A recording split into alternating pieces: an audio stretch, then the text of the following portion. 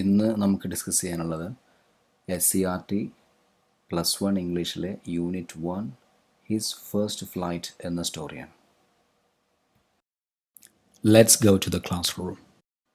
Class തുടങ്ങുന്നതിന് മുമ്പ് കുറച്ച് കാര്യങ്ങൾ പ്രിയപ്പെട്ട വിദ്യാർത്ഥികളുടെ ശ്രദ്ധയിൽപ്പെടുത്താനുണ്ട്. ഫസ്റ്റ് വൺ, ബേസിക് ലെവലിലാണ് നമ്മുടെ ക്ലാസ്സിൻ്റെ എക്സ്പ്ലനേഷൻ പോവുക. പിന്നെ എക്സ്പ്ലനേഷൻ കേൾക്കുന്നതിന് മുമ്പ് ഓരോ പാരഗ്രാഫെങ്കിലും നിങ്ങൾ സ്വന്തമായിട്ട് വായിക്കാൻ ശ്രമിക്കുക. ചാപ്റ്റർ മൊത്തത്തിലൊന്ന് വായിച്ച് നോക്കുന്നതാണ് നല്ലത്. അതിന് സാധിക്കില്ലെങ്കിൽ, സമയമില്ലെങ്കിൽ ഓരോ പാരഗ്രാഫെങ്കിലും സ്വന്തമായിട്ട് വായിച്ച് പരമാവധി മനസ്സിലാക്കാൻ ശ്രമിക്കുക. എന്നിട്ട് എക്സ്പ്ലനേഷൻ കേട്ടിട്ട് നിങ്ങൾ മനസ്സിലാക്കിയതും വീഡിയോയിലുള്ളതും കമ്പയർ ചെയ്യാം. പിന്നെ വീഡിയോ വാച്ച് ചെയ്യുന്നതിനിടയ്ക്ക് ഓരോ വേർഡും, പ്രത്യേകിച്ച് പുതിയ വേർഡൊക്കെ എങ്ങനെയാണ് പ്രൊനൗൺസ് ചെയ്യുന്നത്, അതിൻ്റെ ഡെഫിനിഷൻ എന്താണ്, എക്സ്പ്ലനേഷൻ എന്താണ്, എക്സാമ്പിൾ എന്താണ് എന്നുള്ളത് കൃത്യമായിട്ട് മനസ്സിലാക്കാൻ ശ്രമിക്കുക. പിന്നെ പുതിയ വല്ല സെൻറ്റൻസ് സ്ട്രക്ചറും നിങ്ങളുടെ ശ്രദ്ധയിൽപ്പെടുകയാണെങ്കിൽ അതുപോലത്തെ സെൻറ്റൻസുകൾ സ്വന്തമായിട്ട് ഉണ്ടാക്കി ആ സെൻറ്റൻസ് മൈൻഡിൽ ഇൻഗ്രേവ്ഡ് ആക്കാൻ ശ്രമിക്കുക നിങ്ങൾ. കാരണം നമുക്ക് ഈ ടെക്സ്റ്റ് ബുക്കിലെ സ്റ്റോറീസ്, കഥകൾ മനസ്സിലാക്കി പോകുന്നതിന് പകരം ഓരോ ചാപ്റ്ററിലെയും മാക്സിമം ലാംഗ്വേജ് നമുക്ക് കിട്ടണം, ഇംഗ്ലീഷ് ലാംഗ്വേജ് നമുക്ക് കിട്ടണം. അതിനു വേണ്ടിയാണ് ഇൻസ്ട്രക്ഷൻസ് ഒക്കെ തന്നത്. Okay, let's get started.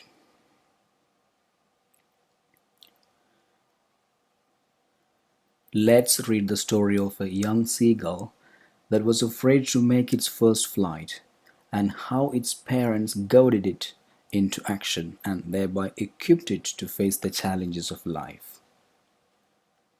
Let's read the story of a young seagull. ഒരു കൊച്ചു സീഗളിൻ്റെ സ്റ്റോറി നമുക്ക് വായിക്കാം. സീഗൾ എന്ന് പറഞ്ഞാൽ കടൽക്കാക്ക എന്നൊക്കെ പറയാറുണ്ട്. ഓക്കെ, ഏതായാലും നമ്മുടെ ഈ സ്റ്റോറിയുടെ പ്രൊട്ടാഗനിസ്റ്റ്, കേന്ദ്ര കഥാപാത്രം സീഗളായതുകൊണ്ട് തന്നെ പിക്ചറിൽ നമുക്കൊരു ക്ലോസപ്പ് ആവാം. ഓക്കെ, ശരിക്കൊന്ന് കാണാമല്ലോ. യങ് സീഗളിൻ്റെ സ്റ്റോറി നമുക്ക് വായിക്കാം. That was afraid to make its first flight. ആദ്യമായി പറന്നു തുടങ്ങാൻ പേടിയുണ്ടായിരുന്ന. And how its parents goaded it into action. എങ്ങനെയാണ് ആ സീഗളിനെ അതിൻ്റെ പാരൻസ് ആദ്യം ഫസ്റ്റ് ഫ്ലൈറ്റ് ചെയ്യിപ്പിച്ചത്. ഗൗഡ് എന്ന് പറഞ്ഞാൽ നൗണാവുമ്പോൾ ഇതാണ്, കന്നുകാലികളെ കൊണ്ടുപോകുമ്പോൾ നമ്മൾ ഉപയോഗിക്കുന്ന വടി. വേർബാവുമ്പോൾ ഒരാൾ റിയാക്ട് ചെയ്യുന്നത് വരെ ശല്യപ്പെടുത്തിക്കൊണ്ടിരിക്കുക എന്നർത്ഥം. അപ്പം ഇവിടെ പാരൻസ് യങ് സീഗളിനെ എങ്ങനെ ശല്യപ്പെടുത്തിക്കൊണ്ടിരുന്നു? Into action. ഇവിടെ ആക്ഷൻ കൊണ്ട് ഉദ്ദേശിക്കുന്നത് ഫസ്റ്റ് ഫ്ലൈറ്റാണ്.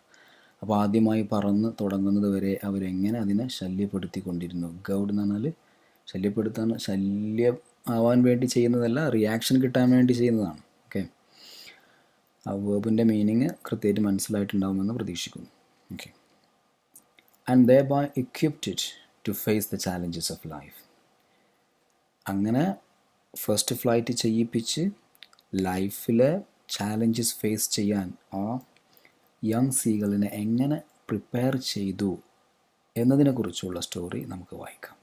equip എന്ന് പറഞ്ഞാൽ prepared, and thereby prepared it to face the challenges of life. സ്റ്റോറിയുടെ പേര് his first flight. Liam O Flaherty. ഇതൊരു ഐറിഷ് നോവലിസ്റ്റാണ് അദ്ദേഹം. അദ്ദേഹത്തിൻ്റെ കൃതികളുടെ പ്രത്യേകത എന്താണെന്ന് വെച്ചാൽ psychological insight into life's problems. ജീവിതത്തിലെ പ്രശ്നങ്ങളെക്കുറിച്ചുള്ള ഒരു സൈക്കോളജിക്കൽ ഇൻസൈറ്റ് എന്നാണ് ഉൾക്കാഴ്ച. അതുപോലെ the ways of overcoming them, ആ പ്രോബ്ലംസ് എങ്ങനെ ഓവർകം ചെയ്യും എന്നതിനെക്കുറിച്ചുള്ള ഇൻസൈറ്റ്. അതാണ് അദ്ദേഹത്തിൻ്റെ കൃതികളുടെ പ്രത്യേകത.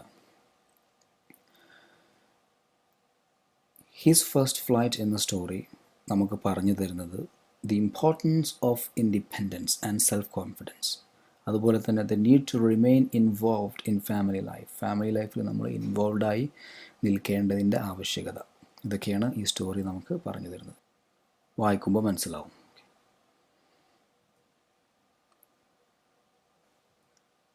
Through the story of the birds, the writer conveys the importance of self-esteem and self-reliance. സ്വയം പര്യാപ്തതയുടെ പ്രാധാന്യവും പക്ഷികളെ കഥാപാത്രങ്ങളാക്കിയുള്ള ഈ സ്റ്റോറിയിലൂടെ റൈറ്റർ നമ്മെ പഠിപ്പിക്കുന്നു. സ്റ്റോറി വായിച്ചു തുടങ്ങാം. The young seagull was alone on his ledge. His two brothers and his sister had already flown away the day before. നമ്മുടെ കൊച്ചു seagull, the protagonist of this story, was alone on his ledge. തൻ്റെ ലെഡ്ജിൽ, ledge എന്ന് വായിക്കുക, LEDGE, ledge, ledge എന്ന് വായിക്കേണ്ട ആവശ്യമില്ല. Ledge means നമ്മൾ cliff, പാറക്കെട്ടിൽ നിന്നും പുറത്തേക്ക് തുറിച്ചു നിൽക്കുന്ന ആ പാറക്കഷ്ണം, അതിനാണ് ലെഡ്ജ് എന്ന് പറയുന്നത്. അപ്പോൾ അവിടെയാണ് ഇപ്പം യങ് സീഗൾ ഉള്ളത്. അപ്പോൾ അവിടെ young seagull was alone. His two brothers and his sister had already flown away the day before. അവൻ്റെ രണ്ട് ബ്രദേഴ്സും സിസ്റ്ററും നേരത്തെ തന്നെ, ദ ഡേ ബിഫോർ, മുമ്പത്തെ ദിവസം തന്നെ പറന്നു പോയിട്ടുണ്ടായിരുന്നു. നമ്മുടെ യങ് സീഗൾ ഇതുവരെ പറന്നിട്ടില്ല. Has not still made his first flight. He had been afraid to fly with them. അവരെ കൂടെ പറന്നു പോവാൻ അവൻ ആ സമയത്ത് പേടിയായിരുന്നു. Somehow, when he had taken a little run forward to the brink of the ledge and attempted to flap his wings, he became afraid. എങ്ങനെയൊക്കെയോ അവൻ എന്ത് ചെയ്തു? Taken a little run forward, ചെറിയ രീതിയിൽ മുന്നോട്ട് ഓടി, to the brink of the ledge, ആ ലെഡ്ജിൻ്റെ അറ്റത്തേക്ക്. ബ്രിങ്ക് എന്ന് പറഞ്ഞാൽ അറ്റം, അറിയായിരിക്കും. The extreme edge of a land, for example at the top of a cliff or by a river. അപ്പോൾ ആ ലെഡ്ജിൻ്റെ അറ്റത്തേക്ക് ഓടിയപ്പോൾ and attempted to flap his wings, ചിറക് അടിക്കാൻ ശ്രമിക്കുകയും ചെയ്തപ്പോൾ, ഫ്ലാപ്പ് എന്ന് പറഞ്ഞാൽ വേവ്, ചിറകടിക്കാൻ ശ്രമിക്കുകയും ചെയ്തപ്പോൾ he became afraid, അവൻ പേടിച്ചു പോയി. The great expanse of sea stretched down beneath, and it was such a long way down, miles down. കടലിൻ്റെ വിശാലമായ, എക്സ്പാൻസ് എന്ന് പറഞ്ഞാൽ വിസ്തൃതി, stretched down beneath, താഴെ ഇങ്ങനെ പരന്നു കിടക്കുകയാണ്. and it was such a long way down, താഴേക്ക് നോക്കുമ്പോൾ നല്ല ദൂരമുള്ള പോലെ തോന്നി. and it was such a long way down, miles down, മൈലുകളോളം താഴെയാണെന്ന് അവന് തോന്നി. കാരണം പേടിക്കുന്ന ഒരാളെ സംബന്ധിച്ചിടത്തോളം അങ്ങനെ തോന്നുള്ളൂ. He felt certain that his wings would never support him, so he bent his head and ran away back to the little hole under the ledge where he slept at night. He felt certain, അവന് ഉറപ്പായിരുന്നു, that his wings would never support him, അവൻ്റെ ചിറകുകൾ ഒരിക്കലും അവനെ support ചെയ്യില്ലെന്ന്. So he bent his head. bent എന്ന് പറഞ്ഞാൽ bend എന്നതിൻ്റെ പാസ്റ്റാണ്, BEND, അതിൻ്റെ പാസ്റ്റാണ് BENT എന്നത്. Okay, bent. So he bent his head and ran away back to the little hole under the ledge. ആ ലെഡ്ജിന് താഴെ ഉണ്ടായിരുന്ന ചെറിയ മാളത്തിലേക്ക് അവൻ തിരിച്ചോടി. where he slept at night, ആ മാളത്തിലായിരുന്നു അവൻ രാത്രി ഉറങ്ങിയിരുന്നത്. Even when each of his brothers and his little sister, whose wings were far shorter than his own, ran to the brink, flapped their wings and flew away, he failed to muster up courage to take that plunge which appeared to him so desperate. അവൻ്റെ brothers, അതുപോലെ അവൻ്റെ little sister, അവരുടെയൊക്കെ ചിറകുകൾ ഇവനേക്കാളും ഷോർട്ടായിരുന്നു. അങ്ങനത്തെ അവൻ്റെ brothers and sister ran to the brink, ആ ക്ലിഫിൻ്റെ അറ്റത്തേക്ക് ഓടിയപ്പോഴും, ഫ്ലാപ്ഡ് ദ വിങ്സ്, ചിറകടിച്ചപ്പോഴും, ആൻഡ് ഫ്ലൂ അവേ എന്ന് പറഞ്ഞാൽ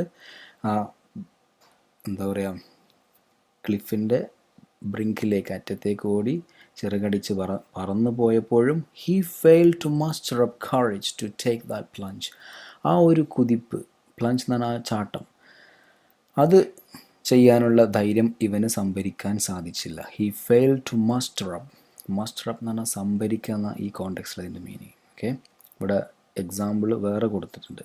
അവിടെ he could muster only 154 votes at the election. ഇലക്ഷനിൽ ആകെ 154 വോട്ട് മാത്രമേ നേടാൻ സാധിച്ചുള്ളൂ. അപ്പോൾ അവിടെ മസ്റ്റർ ഉപയോഗിച്ചു. ഇവിടെ കറേജ് എന്നാണ്, രണ്ട് കോണ്ടെക്സ്റ്റിലും മസ്റ്റർ എന്നുള്ള വേർഡ് യൂസ് ചെയ്യാം. അപ്പോൾ ആ അവൻ്റെ ബ്രദേഴ്സ് അതുപോലെ സിസ്റ്റർ ഇവർ ചെയ്ത ആ പ്ലഞ്ച് എന്ന് പറഞ്ഞാൽ മുന്നോട്ട് കുതിച്ചുള്ള ചാട്ടുണ്ടല്ലോ, ആ ചാട്ടം ചെയ്യാനുള്ള ധൈര്യം ഇവന് സംഭരിക്കാൻ സാധിച്ചില്ല.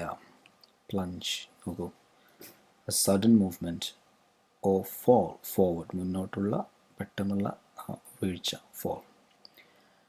which appeared to him so desperate. Desperate means hopeless. അത് അവനെ കൊണ്ട് ഒരിക്കലും സാധിക്കില്ല എന്നാണ് അവന് തോന്നിയത്. which appeared to him so desperate, which appeared to him so hopeless. His father and mother had come around, calling to him shrilly. അവൻ്റെ ഫാദറും മദറും അവൻ്റെ അടുത്തേക്ക് വന്നിട്ടുണ്ടായിരുന്നു. calling to him shrilly. shrilly means loudly, ഉറക്കെ വിളിച്ചു പറഞ്ഞുകൊണ്ട്. scolding him, അവനെ ചീത്ത പറഞ്ഞിട്ട്. threatening to let him starve on his ledge, ആ ലെഡ്ജിൽ അവനെ പട്ടിണിക്ക് ഇടുമെന്ന് ഭീഷണിപ്പെടുത്തിയിട്ട് അവൻ്റെ അടുത്തേക്ക് വന്നിട്ടുണ്ടായിരുന്നു. unless he flew away, അവൻ പറന്നില്ലെങ്കിൽ ഇതൊക്കെ ചെയ്യുമെന്ന്, പറന്നില്ലെങ്കിൽ അവന് പട്ടിണിക്കിടുമെന്ന് ഭീഷണിപ്പെടുത്തിയിട്ട് അവൻ്റെ അടുത്തേക്ക് വന്നിട്ടുണ്ടായിരുന്നു. but for the life of him എന്നുള്ള for the life of him എന്നുള്ള എക്സ്പ്രഷൻ നല്ലോണം ശ്രദ്ധിക്കണം. ജീവനെ പേടിച്ചിട്ട് എന്നൊന്നുമല്ല. for the life of you അല്ലെങ്കിൽ for the life of somebody എന്ന് പറഞ്ഞാൽ എത്ര ശ്രമിച്ചിട്ടും അതിനർത്ഥം. ഓക്കെ, എത്ര ശ്രമിച്ചിട്ടും he could not move, അവൻ അനങ്ങാൻ സാധിച്ചില്ല. for the life of എന്നുള്ള എക്സ്പ്രഷൻ്റെ എക്സാമ്പിൾ നോക്കൂ. I can't remember her name for the life of me. ഞാൻ എത്ര ശ്രമിച്ചിട്ടും അവളെ പേര് ഓർത്തെടുക്കാൻ എനിക്ക് സാധിക്കുന്നില്ല. അപ്പോൾ ആ എക്സ്പ്രഷൻ പ്രത്യേകം ശ്രദ്ധിക്കുക.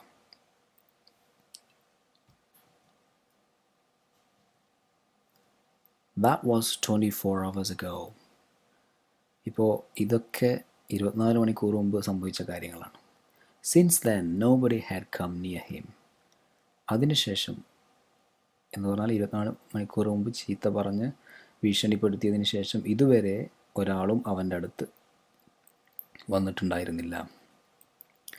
The day before, all day long he had watched his parents flying about with his brothers and sister, perfecting them in the art of flight, teaching them how to skim the waves and how to dive for fish. മുമ്പത്തെ ദിവസം എന്ന് പറഞ്ഞാൽ ഇതിൻ്റെ ഈ 24 hours ago, all day long, ആ ദിവസം മുഴുവനും he had watched his parents flying about. അവൻ്റെ പാരൻസിനെ അവൻ വാച്ച് ചെയ്തിട്ടുണ്ടായിരുന്നു. ഫ്ലൈങ് അബൌട്ട് എന്ന് പറഞ്ഞാൽ ഹിയർ ആൻഡ് ദയർ, പ്രത്യേകിച്ച് ഒരു ലക്ഷ്യമൊന്നുമില്ലാതെ ഇങ്ങനെ പറക്കുക, അങ്ങോട്ടും ഇങ്ങോട്ടും ഇങ്ങനെ പറക്കുന്നത് അവൻ കണ്ടിട്ടുണ്ടായിരുന്നു. ആരുടെ കൂടെ? With his brother's and sister. എന്താ അവർ ചെയ്തിരുന്നത്? പാരൻസ് എന്താ ചെയ്തിരുന്നത്? പെർഫെക്റ്റിംഗ് ദം, ആ ബ്രദേഴ്സ് ആൻഡ് സിസ്റ്ററെ, അവരെ എന്ന് പറഞ്ഞാൽ മക്കളെ പെർഫെക്റ്റ് ചെയ്യുകയായിരുന്നു. എന്നാൽ പെർഫെക്റ്റ് ചെയ്യാൻ പെർഫെക്റ്റ് ആക്കുക. In the art of flight, teaching them how to skim the waves. Waves വരുമ്പോൾ അതെങ്ങനെ സ്കിം ചെയ്യേണ്ടത് എന്ന് പഠിപ്പിക്കുകയായിരുന്നു. സ്കിം എന്ന് പറഞ്ഞാൽ മനസ്സിലായിട്ടുണ്ടാവും. Okay. And how to dive for fish. Fish കാണുമ്പോൾ എങ്ങനെ ഡൈവ് ചെയ്ത് പിടിക്കണം എന്നുള്ളതൊക്കെ ആയിരുന്നു പാരൻസ് ബ്രദേഴ്സ് ആൻഡ് സിസ്റ്ററിനെ പഠിപ്പിച്ചുകൊണ്ടിരുന്നത്. He had, in fact, seen his older brother catch his first herring and devour it, standing on a rock, while his parents circled around, raising a proud cackle.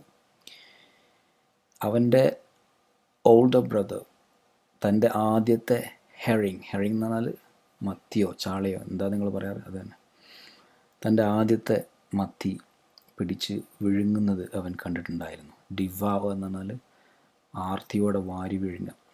Okay. Standing on a rock, റോക്കിൻ്റെ മുകളിൽ നിന്ന് തൻ്റെ ആദ്യത്തെ മത്തി വിഴുങ്ങുന്നത് അവൻ കണ്ടിട്ടുണ്ടായിരുന്നു. while his parents circled around raising a proud cackle. ആ സമയത്ത് അവൻ്റെ പാരൻസ് അവൻ്റെ ഓൾഡർ ബ്രദറിൻ്റെ ചുറ്റും വട്ടമിട്ട് പറന്നിട്ട് raising a proud cackle, അഭിമാനത്തോടെയുള്ള കാക്കൽ എന്ന് പറഞ്ഞാൽ പക്ഷികളും കോഴികളൊക്കെ ഉണ്ടാക്കുന്ന ശബ്ദം, ആ ശബ്ദം ഉണ്ടാക്കിക്കൊണ്ട് അവൻ്റെ ചുറ്റും പറക്കുന്നതൊക്കെ അവൻ കണ്ടിട്ടുണ്ടായിരുന്നു. Cackle means the loud noise that a hen makes. Okay. And all the morning the whole family had walked about on the big plateau midway down the opposite cliff, laughing at his cowardice. രാവിലെ മുഴുവനും അവൻ്റെ family members എല്ലാവരും അവൻ്റെ ഓപ്പോസിറ്റിലുള്ള ക്ലിഫിൻ്റെ Midway എന്ന നടുവിലായിട്ട് സ്ഥിതി ചെയ്യുന്ന പ്ലാറ്റോയിലൂടെ അങ്ങനെ നടന്നിട്ടുണ്ടായിരുന്നു. ലാഫിങ് at his കവർഡിസ്, അവൻ്റെ ഭീരുത്വത്തെ പരിഹസിച്ചുകൊണ്ട്. പ്ലാറ്റോ എന്ന് പറഞ്ഞാൽ ഫ്ലാറ്റായിട്ടുള്ള സ്ഥലത്ത് പൊങ്ങി നിൽക്കുന്ന സ്ഥലം, അതാണ് പ്ലാറ്റോ. ഓക്കെ, അപ്പോൾ ഓപ്പോസിറ്റ് ക്ലിഫിൻ്റെ നടുവിലായിട്ടൊരു പ്ലാറ്റോ ഉണ്ട്. ആ പ്ലാറ്റോയിലൂടെ നടന്ന് ഇവനങ്ങനെ പരിഹസിച്ചുകൊണ്ടിരുന്നു. ലാഫ് അറ്റ് എന്നാണ് പരിഹസിക്കുക. ഇവൻ്റെ ഭീരുത്വത്തെ പരിഹസിച്ചുകൊണ്ട് നടന്നിരുന്നു എന്നർത്ഥം. The sun was now ascending the sky, blazing warmly on his ledge that faced the south. സൂര്യൻ ഉയർന്നുകൊണ്ടിരിക്കുകയായിരുന്നു. ബ്ലേസിങ് വാംലി, ബ്ലേസ് എന്ന് പറഞ്ഞാൽ to burn brightly and strongly. On his ledge that faced the south. അപ്പോൾ അവൻ്റെ ലെജ് ഏത് ഭാഗത്തേക്കാണ് തിരിഞ്ഞു നിൽക്കുന്നത്? South ഭാഗത്തേക്കാണ്. സൗത്ത് ഭാഗത്തേക്ക് തിരിഞ്ഞു നിൽക്കുന്ന അവൻ്റെ ലെഡ്ജിലേക്ക് സൂര്യൻ കത്തിജ്വലിച്ചുകൊണ്ട് ഉയർന്നുകൊണ്ടിരിക്കുകയായിരുന്നു. He felt the heat because he had not eaten since the previous nightfall. മുമ്പത്തെ രാത്രി മുതൽ അവനൊന്നും കഴിക്കാത്തത് കൊണ്ട് തന്നെ അവന് നല്ലോണം ചൂട് അനുഭവപ്പെട്ടു. He felt the heat. Okay. Then he had found a dried piece of mackerel's tail at the far end of his ledge. പിന്നെ ആ മുമ്പത്തെ നൈറ്റ് ഫോളിന് ശേഷമാണ് അവൻ്റെ ലെഡ്ജിൻ്റെ അങ്ങേയറ്റത്ത് കിടക്കുന്ന മാക്കറൽസ് ടെയിൽ, ഉണങ്ങിയ അയിലയുടെ വാലിൻ്റെ കഷ്ണം അവൻ ശ്രദ്ധിച്ചിട്ടുണ്ടായിരുന്നു. മാക്കറൽ എന്ന് പറഞ്ഞാൽ അയില, അറിയായിരിക്കും. Now there was not a single scrap of food left. ഇപ്പോൾ ഭക്ഷണത്തിൻ്റെ ഒരു തരി പോലും ബാക്കിയുണ്ടായിരുന്നില്ല. ആകെ ബാക്കിയുണ്ടായിരുന്നത് ഡ്രൈഡ് പീസ് ഓഫ് മാക്കറൽസ് ടെയിൽ. അതും കഴിഞ്ഞ നൈറ്റ് ഫോളിൻ്റെ സമയത്ത് അവൻ കഴിച്ചു. He had searched every inch, rooting among the rough, dirt-caked straw nest where he and his brothers and sister had been hatched. He had searched every inch. എല്ലാ സ്ഥലവും അവൻ അന്വേഷിച്ചു, തിരഞ്ഞു നോക്കി. Rooting among the rough, dirt-caked straw nest. Straw കൊണ്ടാണ് ആ nest ഉണ്ടാക്കിയത്, അവൻ്റെ കൂടുണ്ടാക്കിയത്. അപ്പോൾ റഫായിട്ടുള്ള ഡേർട്ട് കേക്ക്ഡ് ആയിട്ടുള്ള സ്ട്രോ നെസ്റ്റൊക്കെ ഇളക്കി മറിച്ച് നോക്കി. റൂട്ട് എന്ന് പറഞ്ഞാൽ ഇളക്കി മറിച്ച് നോക്കിയിട്ട് അവൻ സെർച്ച് ചെയ്തു. ഡേർട്ട് കേക്ക്ഡ് എന്ന് പറഞ്ഞാൽ എന്താ പറയുക, പൊതിഞ്ഞ. കേക്ക്ഡ് എന്ന് പറഞ്ഞാൽ ഇവിടെ അർത്ഥം പൊതിഞ്ഞ. ഡേർട്ട് കവേർഡ്, ചളി കൊണ്ട് പൊതിഞ്ഞ സ്ട്രോ നെസ്റ്റ്, അതൊക്കെ ഇളക്കി മറിച്ച് നോക്കി. where he and his brothers and sister had been thatched. അവിടെയാണ് അവനും അവൻ്റെ ബ്രദേഴ്സും സിസ്റ്ററൊക്കെ വിരിഞ്ഞത്. ഓക്കെ.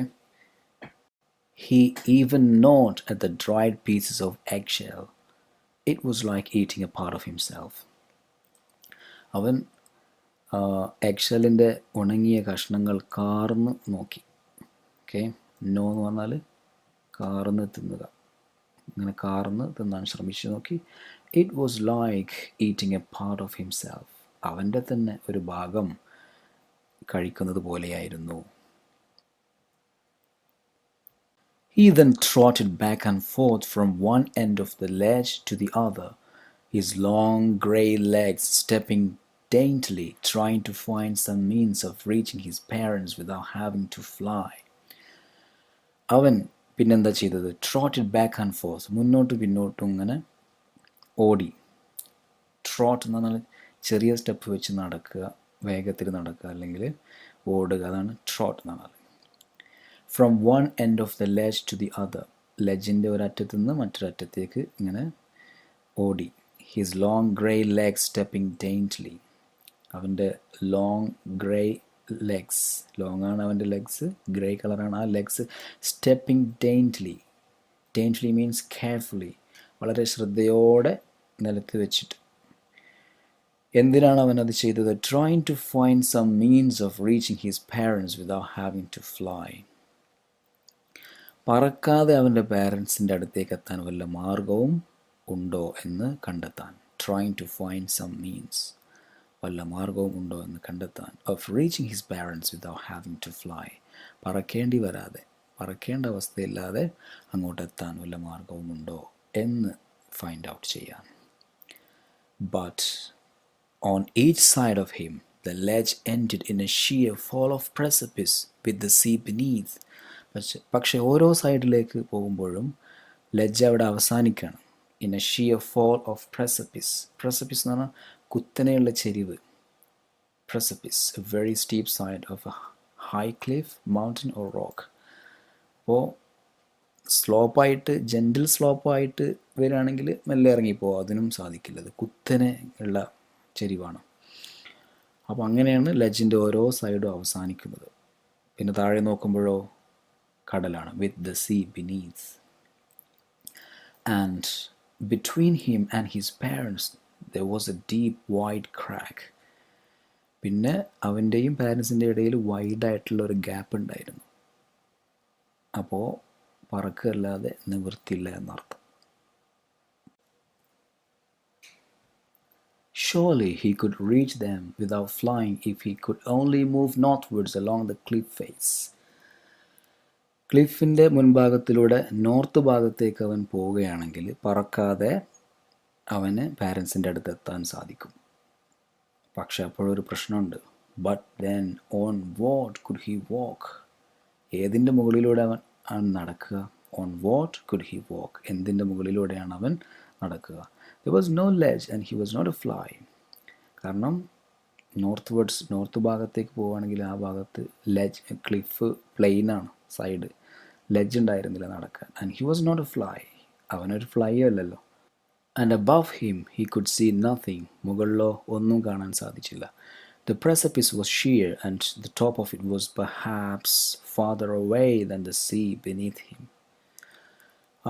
അവൻ്റെ ലെഡ്ജ് സ്ഥിതി ചെയ്യുന്ന ആ പ്രസപ്പിസ്, ചെരിവുണ്ടല്ലോ, അത് ഷിയർ, അത് നേരെ കുത്തനെയായിരുന്നു. And the top of it was perhaps farther away than the sea beneath him. മുകളിലോട്ട് എങ്ങനെയെങ്കിലും എത്താൻ ശ്രമിക്കുകയാണെങ്കിൽ അതും സാധിക്കില്ല. കാരണം മുകളിലേക്ക്, താഴെ കടലിലേക്കുള്ളതിനേക്കാളും ദൂരം മുകളിലേക്ക് ഉണ്ടായിരുന്നു. Okay, perhaps farther away. Father എന്ന് പറഞ്ഞാൽ കൂടുതൽ ദൂരമുണ്ടായിരുന്നു. FARTHER, ഡിസ്റ്റൻസിനാണ് യൂസ് ചെയ്യുക. ഓക്കെ, കൂടുതൽ എന്നർത്ഥം. ഓക്കെ, FURTHER എന്നുള്ളത് അത് ക്വാണ്ടിറ്റിക്കാണ് യൂസ് ചെയ്യുക. ഓക്കെ, ഫോർ ഫർദർ ഡീറ്റെയിൽസ് എന്ന് പറയുമല്ലോ. ഇത് FAR, ശ്രദ്ധിക്കുക. He stepped slowly out to the brink of the ledge, and standing on one leg with the other leg hidden under his wing, he closed one eye and then the other and pretended to be falling asleep. പിന്നെ അവൻ എന്ത് ചെയ്തു? He stepped slowly out to the brink of the ledge.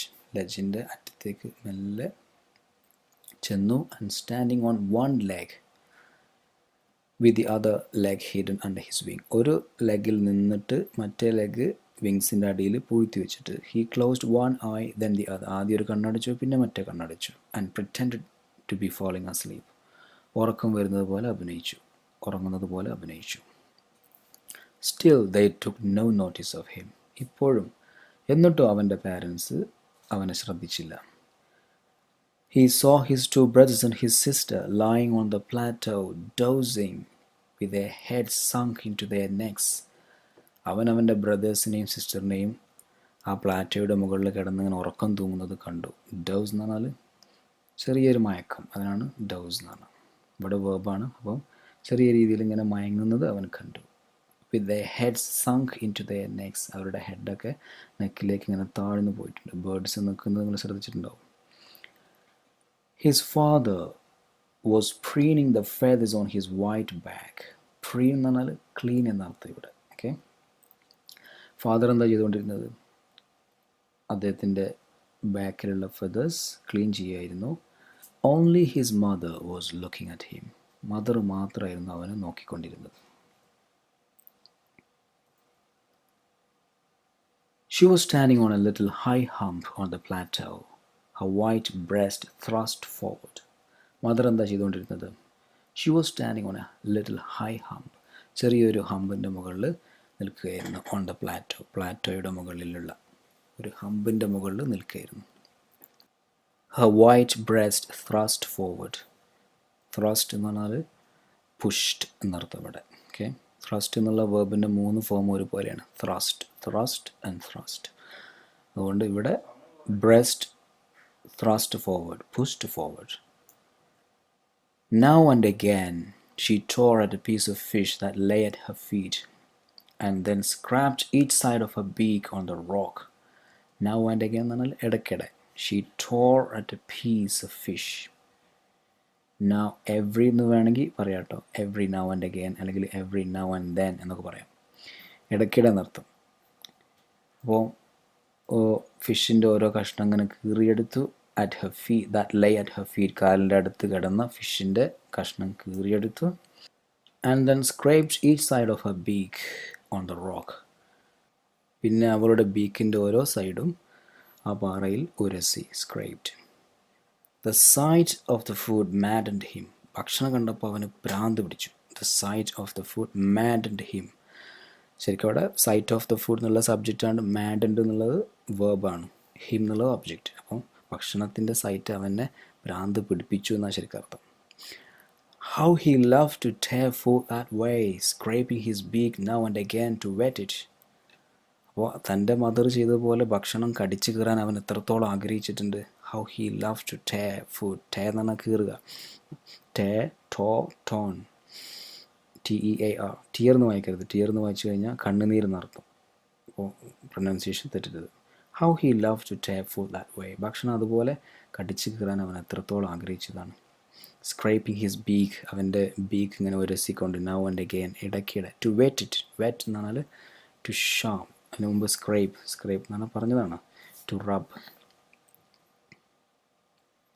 അതുപോലെ whet. To wet it means to sharpen it. He uttered a low cackle. പിന്നെ അവന് ചെറിയ രീതിയിലൊന്ന് കരഞ്ഞു. കാക്കിൾ എന്ന് പറഞ്ഞാൽ വലിയ ശബ്ദം എന്നാണ്. പക്ഷേ ഇവൻ്റെ കാര്യത്തിൽ ലോ കാക്കിൾ എന്ന് പറയാൻ കാരണം അത്രയും വിശന്ന് വലഞ്ഞ് ക്ഷീണിച്ചു പോയിട്ടുണ്ട്. അതുകൊണ്ടാണ് his cackle is low. His mother cackled too and looked at him. അവൻ്റെ മദറും അതുപോലെ ശബ്ദമുണ്ടാക്കി, എന്നിട്ട് അവനെ നോക്കി. ആ ശബ്ദമാണ് അവിടെ കാണിച്ചിട്ടുള്ളത്. അത് നിങ്ങൾ തന്നെ ഉഷാറായിട്ട് ഉണ്ടാക്കുക. ഓക്കെ, അപ്പോൾ അവൻ്റെ ശബ്ദം ആദ്യം. He cried begging her to bring him over some food. കുറച്ച് ഭക്ഷണം കൊണ്ടുവരാൻ യാചിച്ചുകൊണ്ട് അവൻ ആ ശബ്ദം ഉണ്ടാക്കി. അപ്പോൾ തിരിച്ച് മദർ ഉണ്ടാക്കിയ ശബ്ദം അവിടെ കൊടുത്തിട്ടുണ്ട്. അതും നിങ്ങൾ ഉഷാറായിട്ട് ഉണ്ടാക്കുക. She screamed back mockingly. പക്ഷെ ഭക്ഷണം കൊണ്ടുവന്നോ? ഇല്ല. പരിഹസിച്ചുകൊണ്ട് മദർ ഇങ്ങോട്ട് തിരിച്ചും ശബ്ദമുണ്ടാക്കി. But he kept calling plaintively, and after a minute or so he uttered a joyful scream. പക്ഷെ അവൻ ദയനീയമായി വിളിച്ചുകൊണ്ടേയിരുന്നു. പ്ലെയിൻറ്റീവ്ലി എന്ന് പറഞ്ഞാൽ സാഡായിട്ടുള്ള ശബ്ദത്തിൽ. ഓക്കെ, അവൻ ദയനീയമായി വിളിച്ചുകൊണ്ടേയിരുന്നു. And after a minute or so he uttered a joyful scream. 1-2 minute കഴിഞ്ഞപ്പോൾ അവൻ സന്തോഷത്തോടെയുള്ള ഒരു ശബ്ദമുണ്ടാക്കി. എന്തായിരുന്നു കാരണം? His mother had picked up a piece of fish and was flying across to him with it. അവൻ്റെ മദർ ഒരു പീസിൻ്റെ കഷ്ണം എടുത്തുകൊണ്ട് അവൻ്റെ നേരെ പറന്നു വരികയായിരുന്നു. He leaned out eagerly, tapping the rock with his feet, trying to get nearer to her as she flew across. അവൻ പുറത്തേക്ക് ചാഞ്ഞു നിന്നു. കുറച്ചും കൂടെ ക്ലിഫിൻ്റെ ലെജിൻ്റെ പുറത്തേക്ക് ചാഞ്ഞു നിന്നു. ലീൻഡ് എന്ന് പറഞ്ഞാൽ ചെരിയാന്നൊക്കെ അല്ലേ. പുറത്തേക്ക് ചാഞ്ഞു നിന്നു. Tapping the rock with his feet. പാറയിൽ അവൻ്റെ കാലുകൊണ്ട് ഇങ്ങനെ അടിച്ചിട്ട്. കാരണം എന്താ? ആർത്തി കൊണ്ടേ. എന്തിനാണ് അവൻ പുറത്തേക്ക് ചാഞ്ഞു നിന്നത്? Trying to get nearer to her. മദറിൻ്റെ ഒന്നും കൂടെ അടുത്തേക്ക് എത്താൻ. As she flew across. Mother ഇങ്ങനെ പറന്നു വരുന്ന സമയത്ത് അത്രയും ആ ഒരു സെക്കൻഡ് ലാഭിക്കാൻ വേണ്ടി. But when she was just opposite to him, abreast of the ledge, she halted, her legs hanging limp, her wings motionless, a piece of fish in her beak almost within reach of his beak. പക്ഷേ എന്തു സംഭവിച്ചു? When she was just opposite to him, അവൻ്റെ തൊട്ടടുത്ത് ഓപ്പോസിറ്റിലെത്തിയപ്പോൾ abreast of the ledge, breast എന്ന് പറഞ്ഞാൽ next, ആ ലെജിൻ്റെ അടുത്തെത്തിയപ്പോൾ ഷീ ഹോൾട്ടഡ്, അവൻ്റെ മദർ നിന്നു. എങ്ങനെ നിന്നത്? ലെഗ്സ് ഹാങ്ങിങ് ലിംപ്, കാലൊക്കെ ഇങ്ങനെ കുഴഞ്ഞ് തൂങ്ങി നിൽക്കുന്നത് പോലെ. ലിം എന്ന് പറഞ്ഞാൽ കുഴഞ്ഞ എന്നർത്ഥം. ഹർ വിങ്സ് മോഷൻലെസ്, വിങ്സ് ചലനമറ്റ് ഇങ്ങനെ നിൽക്കുമല്ലോ, അപ്പോൾ അങ്ങനെ വിങ്സ് ചലിക്കാതെ ഇങ്ങനെ നിന്നു. The piece of fish in her beak, fish മദറിൻ്റെ ബീക്കിൽ കടിച്ചു പിടിച്ചുകൊണ്ട്. Almost within reach of his beak, അവൻ്റെ ബീക്ക് കൊണ്ട് എത്തുന്ന സ്ഥലത്ത് തന്നെ. അപ്പം അത്രയും അടുത്ത് മദർ വന്ന് നിന്നു എന്നർത്ഥം. He waited a moment in surprise, wondering why she did not come nearer, and then maddened by hunger, he dived at the fish. അവൻ ഒരു നിമിഷം വെയിറ്റ് ചെയ്തു. എന്തുകൊണ്ടാണ് മദർ അവൻ്റെ ഒന്നും കൂടി അടുത്തേക്ക് വരാത്തത് എന്ന് മനസ്സിലാവാതെ ഒരു നിമിഷം അവൻ സ്തംഭിച്ചു നിന്നു. And then maddened by hunger he dived at the fish. പിന്നെ വിശപ്പ് സഹിക്കാൻ കഴിയാതെ അവൻ ഫിഷ് വാങ്ങാൻ വേണ്ടി ഡൈവ് ചെയ്തു. With a loud scream he fell outwards and downwards into space. വലിയൊരു ശബ്ദത്തോടെ അവൻ പുറത്തേക്ക് വീണു, ലെജിൻ്റെ പുറത്തേക്ക്, ആൻഡ് ഡൗൺവേർഡ്സ് താഴേക്ക് into space. His mother had swooped upwards, കാരണം അവനെ പിടിക്കാൻ അവൻ്റെ മദർ ഉണ്ടായിരുന്നില്ല. She had swooped upwards. സ്വൂപ്പ് എന്ന് പറഞ്ഞാൽ പെട്ടെന്ന് പറക്കുക, മുകളിലേക്ക് പെട്ടെന്ന് പറന്നു പോയിട്ടുണ്ടായിരുന്നു. And as he passed beneath her, മദറിൻ്റെ അടിയിലൂടെ അവൻ താഴേക്ക് ഇങ്ങനെ പോകുമ്പോൾ he heard the swish of her wings, വിങ്സിൻ്റെ സ്വിഷ് അവൻ കേട്ടു. സ്വിഷ് എന്ന് പറഞ്ഞാൽ എയറിലൂടെ ഒരു ഒബ്ജക്റ്റ് പെട്ടെന്ന് പോകുമ്പോൾ ഉണ്ടാകുന്ന ശബ്ദം. വേർഡിൽ നിന്ന് തന്നെ അതിൻ്റെ മീനിങ് മനസ്സിലാവും. He heard the swish of her wings. Swish means the movement or soft sound made by something moving quickly, especially through the air. അപ്പോൾ അത്രയും അടുത്തുകൂടെ, മദറിൻ്റെ അത്രയും അടുത്തുകൂടെ അവൻ പോയി എന്നർത്ഥം. പക്ഷേ but still he was helpless and he was falling downwards. Then a monstrous terror seized him and his heart stood still. He could hear nothing, but it only lasted a moment. പിന്നെ അവനെ വളരെയധികം ഭയാനകമായൊരു പേടി അവനെ പിടികൂടി. Monstrous terror, ഭയാനകമായ ഒരു ഭീതി അവനെ പിടികൂടി. And his heart stood still, അവൻ്റെ ഹാർട്ട് നിശ്ചലമായി. ഹി കുഡ് ഹിയർ നത്തിങ്, അവനൊന്നും കേൾക്കാൻ സാധിച്ചില്ല. But it only lasted A moment, പക്ഷേ ആ ഒരു അവസ്ഥ ഒരു നിമിഷം മാത്രമേ നീണ്ടു നിന്നുള്ളൂ. The next moment he felt his wings spread outwards. അടുത്ത നിമിഷം അവൻ്റെ വിങ്സ് സ്പ്രെഡ് ചെയ്യുന്നത് പോലെ അവന് തോന്നി. The wind rushed against his breast feathers, then under his stomach and against his wings. കാറ്റ് അവൻ്റെ ബ്രസ്റ്റ് ഫെതേഴ്സിലേക്ക് അടിച്ചു, പിന്നെ സ്റ്റമക്കിൻ്റെ താഴേക്ക് അടിച്ചു, ആൻഡ് അഗെയിൻസ്റ്റ് ഹിസ് വിങ്സ്. ഇതൊക്കെ ചുരുക്കി പറഞ്ഞാൽ ബോഡിയിലേക്ക് മൊത്തം കാറ്റടിച്ചു. പക്ഷെ ഓരോ ഭാഗവും വേറെ വേറെ ഫീൽ ചെയ്യാനുള്ള കാരണം because he was really afraid of making his first flight. He could feel the tips of his wings cutting through the air. അവന് പെട്ടെന്ന് ഫീൽ ചെയ്തു അവൻ്റെ വിങ്സിൻ്റെ ടിപ്സ് അറ്റം എയറിലൂടെ അങ്ങനെ കട്ട് ചെയ്യുന്നത് പോലെ അവന് ഫീൽ ചെയ്തു. He was not falling headlong now. ഇപ്പോൾ അവൻ തലകുത്തി വീഴല്ല. Headlong means head first.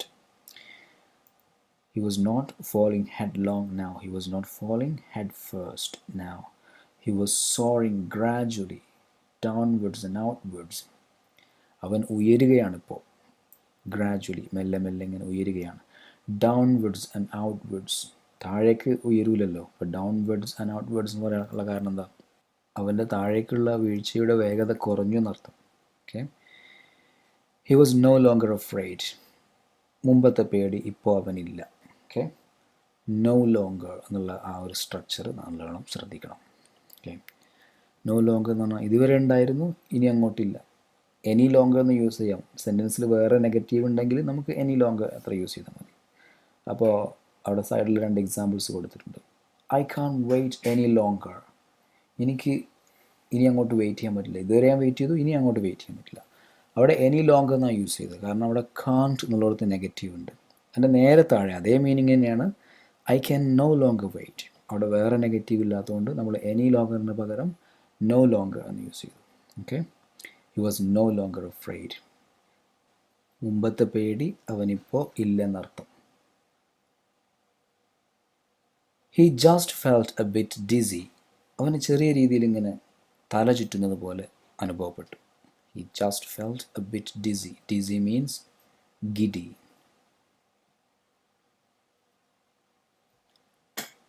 Then he flapped his wings once and he soared upwards. പിന്നെ അവന് തൻ്റെ വിങ്സ് ചിറകടിച്ചു, മുകളിലേക്ക് ഉയർന്നു. He uttered a joyous scream and flapped them again. സന്തോഷത്തോടെ ശബ്ദമുണ്ടാക്കി അവൻ വീണ്ടും ചിറകടിച്ചു. He soared higher. He raised his breast and banged against the wind. Bank എന്ന് പറഞ്ഞാൽ ചെരിഞ്ഞ് പറക്കാണ്. അപ്പോൾ കാറ്റിനെതിരെ അവൻ ചെരിഞ്ഞ് പറന്നു. To bank means to fly with one side higher than the other when turning. Picture കണ്ടാൽ മനസ്സിലാവും. പിന്നെ ആ സമയത്ത് അവൻ ഉണ്ടാക്കിയ ശബ്ദം ഇവിടെ കൊടുത്തിട്ടുണ്ട്.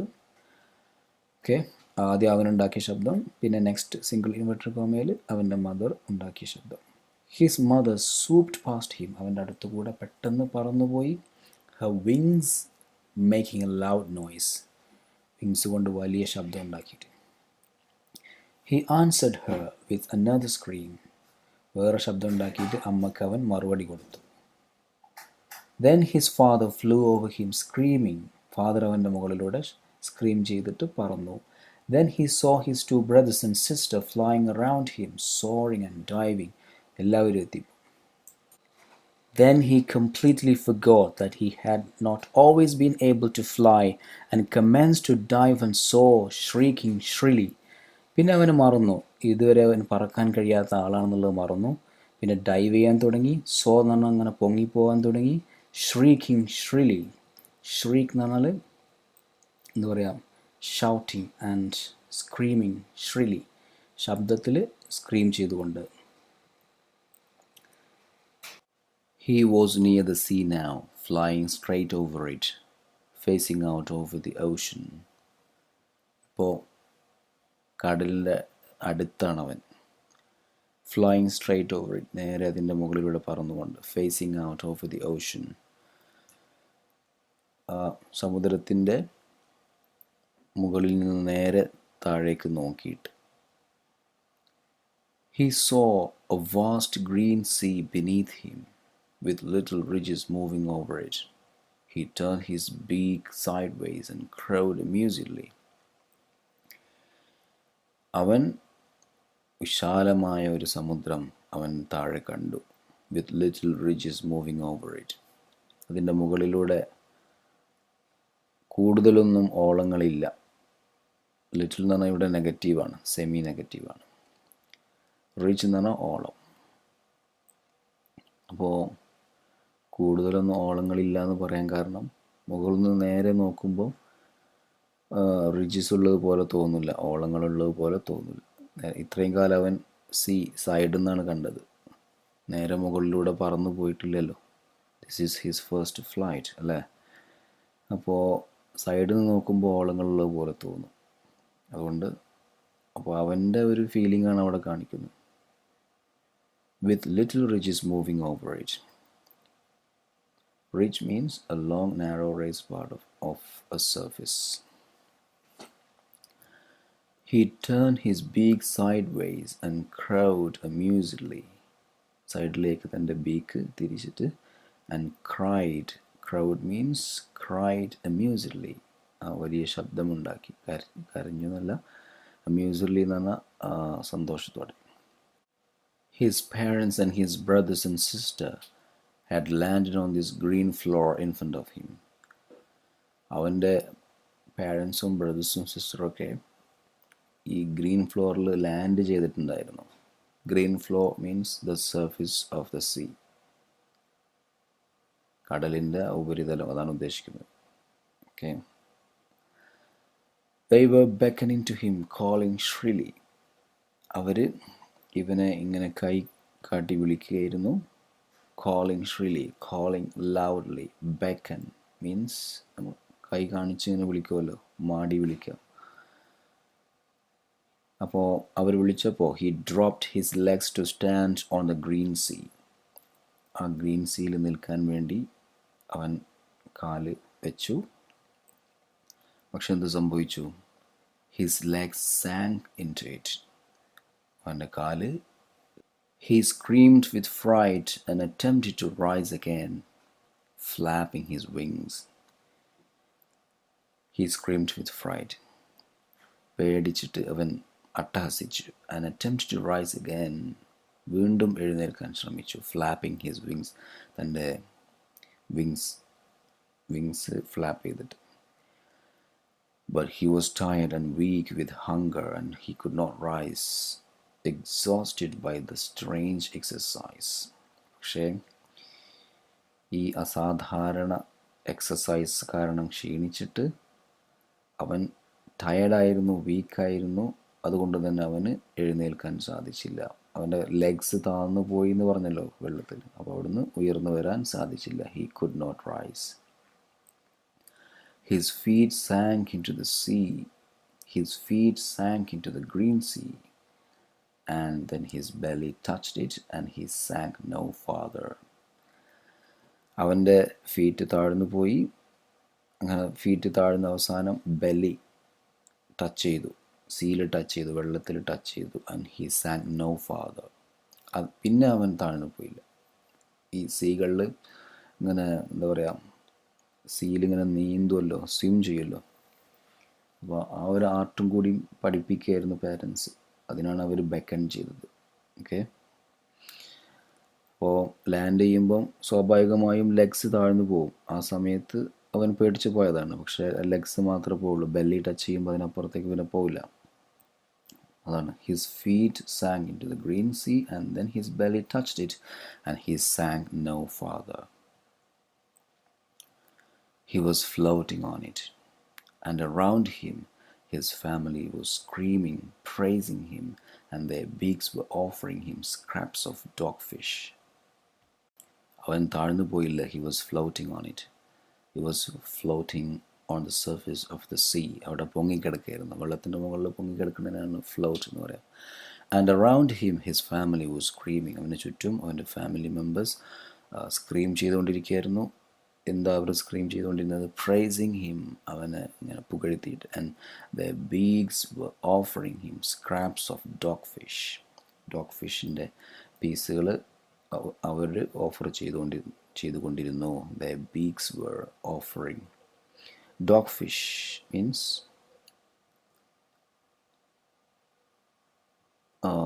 ചെറിയ shark, type of small shark.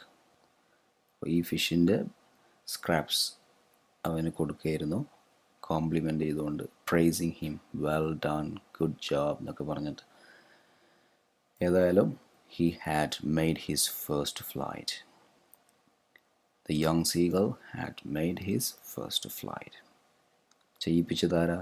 Parents, especially his mother. അല്ലേ? ആ പീസ് ഓഫ് ഫിഷ് അടുത്ത് കൊണ്ടുപോയിട്ട് പ്രൊവോക്ക് ചെയ്തിട്ടാണ് ആ ലെജിൽ നിന്ന് അവനെ പുറത്ത് ചാടിച്ചത്.